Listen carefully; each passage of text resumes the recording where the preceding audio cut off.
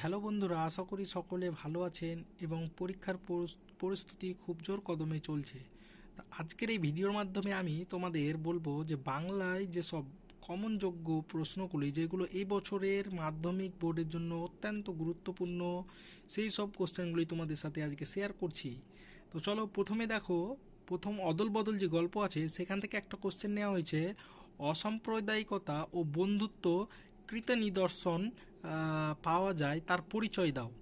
দ্বিতীয় দেখো, নদী বিদ্রোহ গল্প থেকে নদী বিদ্রোহের কারণ সে বুঝিতে পারিয়াছে। এই নদী বিদ্রোহের কারণ কি, কেন বিদ্রোহ করেছিল? 3 নম্বরে দেখো, নদের চাঁদের চরিত্র আলোচনা করো। 4 নম্বরে দেখো, অসুখী একজন থেকে বলেছে এখানে কোশ্চেনে, যেখানে ছিল শহর সেখানে ছড়িয়ে রইল কাঠকয়লা, শহরের এই পরিণতি হওয়ার কারণ কি?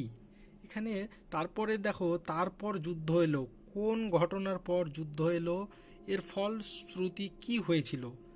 হারিয়ে যাওয়া কালিকলম থেকে ফাউন্টেন পেনের জন্ম বৃত্তান্ত লিখো। 2 নম্বর কোশ্চেন, আশ্চর্য আজ সব অবলুপ্তির পথে, ব্যাখ্যা করো।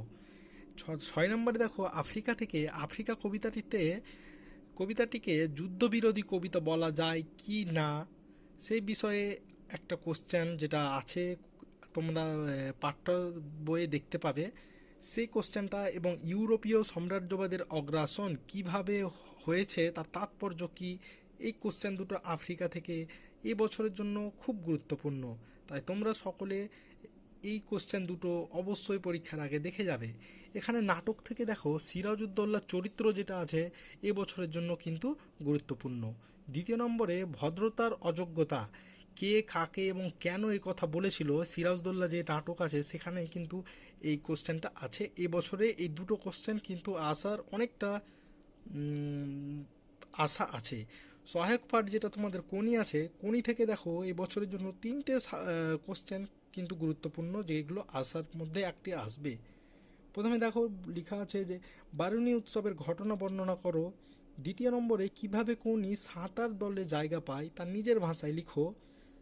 3 নম্বরে দেখো, ক্ষিতীশ ও কৌনি অথবা ক্ষিতীশ অথবা কৌনি এই দুজন চরিত্রের মধ্যে একজনের কিন্তু চরিত্রের লেখকের বর্ণনা দিতে হবে। রচনার মধ্যে তোমাদের বাংলা উৎসব, তারপর বিশ্ব উষ্ণায়ন, পরিবেশ দূষণ ও তার প্রতিকার, তারপরে এখানে বিজ্ঞান ও শাখা, হ্যাঁ, এই সব রচনাগুলি কিন্তু এই বছরের জন্য গুরুত্বপূর্ণ। এগুলোর মধ্যে তোমরা একদম কমনযোগ্য হুবহু কোশ্চেন পেতে পারো। সংলাপ আছে দেখো, বৃক্ষরোপণ ও রক্তদান শিবির।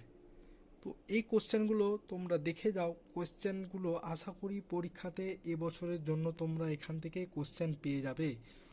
কোনো যদি কোশ্চেনের প্রশ্ন থাকে বা কোনো কিছু জিজ্ঞাসা করার থাকে, অবশ্যই কমেন্ট বক্সে তোমরা জানাও, এবং পরবর্তী কোন বইয়ের উপর সাজেশন চাইছো যেগুলো খুব ইম্পর্টেন্ট, সেগুলো আমি আনার চেষ্টা করব।